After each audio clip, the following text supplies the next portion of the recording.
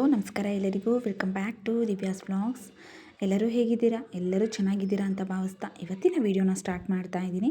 ಬೆಳಿಗ್ಗೆ ಬೇಗ ಎದ್ದು ಎಲ್ಲ ಹೊರಗಿನ ಕೆಲಸ ಎಲ್ಲ ಮುಗಿಸ್ಕೊಂಡು ಈ ಥರ ರಾತ್ರಿಯೇ ನಾನು ಅಲಸಂದಿನ ನೆನಿಟ್ಟಿದ್ದೆ. ಇದು ವೈಟ್ ಕಲರ್ ಅಲಸಂದಿ ನೆನಿಟ್ಟಿದ್ದೆ. ಈಗ ಎಲ್ಲ ಚೆನ್ನಾಗಿ ನೆಂದಿದೆ. ಅದನ್ನು ಒಂದು ಕುಕ್ಕರ್ಗೆ ತೊಗೊಂಡು ಕಾಳು ಮುಳುಗುವಷ್ಟು ನಾನು ನೀರು ಹಾಕ್ಕೋತಾ ಇದ್ದೀನಿ. ನೀರು ಒಂದು ಚೊಂಬಷ್ಟು ಹಾಕಿದ್ದೀನಿ. ಇಲ್ಲಿ ನಂತರ 4 ಹಸಿರು ಮೆಣಸಿನ್ಕಾಯಿ, 2 ಹಣ್ಣಾಗಿರೋ ಟೊಮೆಟೊ ತೊಗೊಂಡಿದ್ದೀನಿ. ಅದರಲ್ಲೇ ಹಾಕಿಬಿಟ್ಟು ಈಗ ಸ್ವಲ್ಪ ಉಪ್ಪು ಹಾಕ್ಕೋತಾ ಇದ್ದೀನಿ.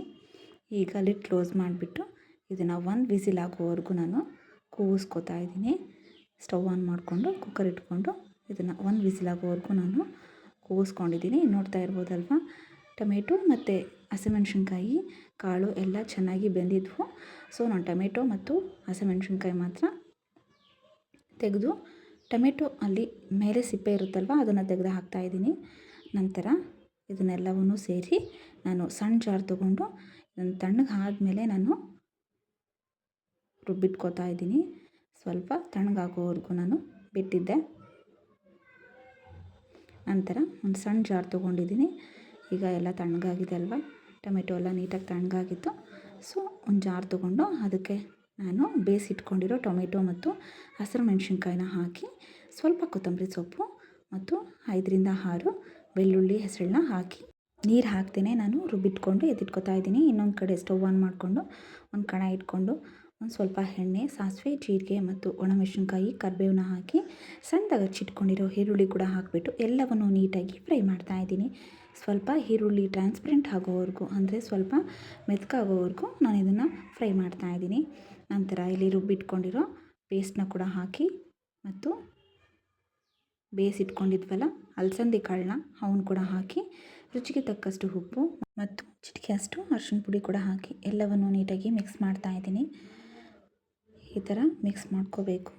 ಒಂದು 5ರಿಂದ 10 ನಿಮಿಷದವರೆಗೂ ಚೆನ್ನಾಗಿ ಮಿಕ್ಸ್ ಆದಮೇಲೆ ಇದು ಆಗಲೇ ನೀರೆಲ್ಲ ಚೆನ್ನಾಗಿ ಎಳ್ಕೊಂಬಿಡುತ್ತೆ ನೋಡಿ, ಅಲ್ಲಿವರೆಗೂ ಇದನ್ನು ಮಿಕ್ಸ್ ಮಾಡ್ಕೊಳ್ಳೋಣ. ತುಂಬಾ ಚೆನ್ನಾಗಿ ಇರುತ್ತೆ ಇದು. ಒಂದು ಚಪಾತಿ ಮತ್ತು ರೋಟಿಯಲ್ಲಿ ತುಂಬಾ ಟೇಸ್ಟ್ ಕೊಡುತ್ತೆ ಅಂತಲೇ ಹೇಳ್ಬೋದು. ಈಗ ಸ್ವಲ್ಪ ಹೊತ್ತು ಲಿಡ್ ಕ್ಲೋಸ್ ಮಾಡಿಬಿಟ್ಟು ನಾನು 5 ಮಿನಿಟ್ಸ್ವರೆಗೂ ಬಿಟ್ಟಿದ್ದೆ. ಸೊ ಈಗ ನೋಡ್ತಾ ಇರ್ಬೋದಲ್ವ, ಅಲಸಂದಿ ಕಾಳು ತುಂಬಾ ಚೆನ್ನಾಗಿದೆ, ರೆಡಿ ಕೂಡ ಆಗಿದೆ. ಎಲ್ಲವೂ ನೀರೆಲ್ಲ ಚೆನ್ನಾಗಿ ಇಂಬ್ರ್ಕೊಂಬಿಟ್ಟಿದೆ ನೋಡಿ, ಯಾವುದೇ ನೀರಿನ ಅಂಶ ಕೂಡ ಇಲ್ಲ. ನಿಮಗೇನಾದರೂ ನೀರಿನ ಅಂಶ ಬೇಕು ಅಂತ ಅನ್ನಿಸಿದ್ರೆ ಸ್ವಲ್ಪ ನೀರನ್ನ ಜಾಸ್ತಿ ಹಾಕ್ಕೊಂಡು ಕುದಿಸ್ಕೋಬೋದು. ಈಗ ರೆಡಿ ಆಗಿದೆ. ಪಕ್ಕಕ್ಕೆ ನಾನು ಚಪಾತಿ ಕೂಡ ಮಾಡ್ಕೋತಾ ಇದ್ದೆ. ಚಪಾತಿಯಲ್ಲಿ ಚೆನ್ನಾಗಿರುತ್ತೆ ಅಂತ ಹೇಳ್ಬಿಟ್ಟು ಚಪಾತಿ ಕೂಡ ರೆಡಿಯಾಗಿತ್ತು. ಸೊ ಇನ್ನೊಂದು ಕಡೆ ಮಕ್ಕಳನ್ನ ಸ್ಕೂಲಿಗೆ ಕಳಿಸಾದ್ಮೇಲೆ ಸಾಯಂಕಾಲ ನಾವು ಈ ಥರ ಹೊರಗಡೆ ಹೋಗೋಣ ಅಂತೇಳಿ ದೇವಸ್ಥಾನಕ್ಕೆ ರೆಡಿ ಆಗಿದ್ವಿ. ಸೊ ದೇವಸ್ಥಾನ ಕೂಡ ನೋಡ್ಕೊಂಬರೋಣ ಬನ್ನಿ.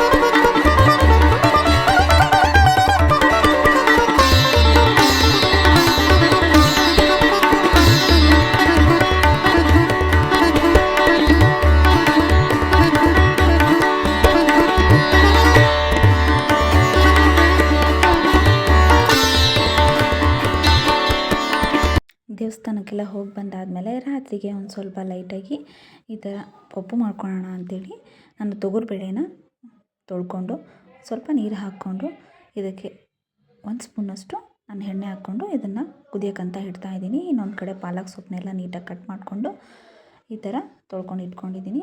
ಇಲ್ಲಿ ಬ್ಯಾಡಗೆ ಮೆಣಸಿನ್ಕಾಯಿ ತೊಗೊಂಡಿದ್ದೀನಿ 3ರಿಂದ 4, ಸ್ವಲ್ಪ ಕರಿಬೇವು ಮತ್ತು ಜಜ್ಜಿಟ್ಕೊಂಡಿರೋ ಬೆಳ್ಳುಳ್ಳಿ ಸ್ವಲ್ಪ ಜಜ್ಜಿಟ್ಕೊಳ್ಳಿ, ಚೆನ್ನಾಗಿರುತ್ತೆ. ಈಗ 2ರಿಂದ 3 ಈರುಳ್ಳಿನ ನಾರ್ಮಲ್ ಸೈಜಲ್ಲಿ ಕಟ್ ಮಾಡ್ಕೊಂಡು ಇಟ್ಕೊಂಡಿದ್ದೀನಿ. ಇನ್ನೊಂದು ಕಡೆ ಸ್ಟವ್ ಆನ್ ಮಾಡಿಕೊಂಡು ಒಂದು ಕಡಾಯಿ ಇಟ್ಕೊಂಡಿದ್ದೀನಿ. ಅದಕ್ಕೆ ಸ್ವಲ್ಪ ಜೀರಿಗೆ, ಸಾಸಿವೆ ಮತ್ತು ಬ್ಯಾಡಗೆ ಮೆಣಸಿನ್ಕಾಯಿ ಎಲ್ಲವನ್ನು ಹಾಕಾದ್ಮೇಲೆ ಸ್ವಲ್ಪ ಫ್ರೈ ಆಗೋವರೆಗೂ ಬಿಟ್ಟು ಈಗ ಜಜ್ಜಿಟ್ಕೊಂಡಿರೋ ಬೆಳ್ಳುಳ್ಳಿ ಕೂಡ ಹಾಕ್ಕೋತಾ ಇದ್ದೀನಿ. ಬೆಳ್ಳುಳ್ಳಿ ಸ್ವಲ್ಪ ಜಾಸ್ತಿನೇ ಹಾಕ್ಕೊಳ್ಳಿ, ಚೆನ್ನಾಗಿರುತ್ತೆ. ಮತ್ತು ನಾರ್ಮಲ್ ಸೈಜಲ್ಲಿ ಕಟ್ ಮಾಡ್ಕೊಂಡು ಇಟ್ಕೊಂಡಿರೋ ಈರುಳ್ಳಿ ಕೂಡ ಹಾಕ್ಕೊಂಡು 1 ಕಟ್ಟಿ ಆಗೋಷ್ಟು ಕರಿಬೇವನ್ನ ತೊಗೊಂಡಿದ್ದೆ. ಸ್ವಲ್ಪ ಕರಿಬೇವು ಕೂಡ ಸ್ವಲ್ಪ ಜಾಸ್ತಿ ಹಾಕ್ಕೊಂಡ್ರೆ ಈ ಪಪ್ಪು ತುಂಬಾ ಚೆನ್ನಾಗಿರುತ್ತೆ.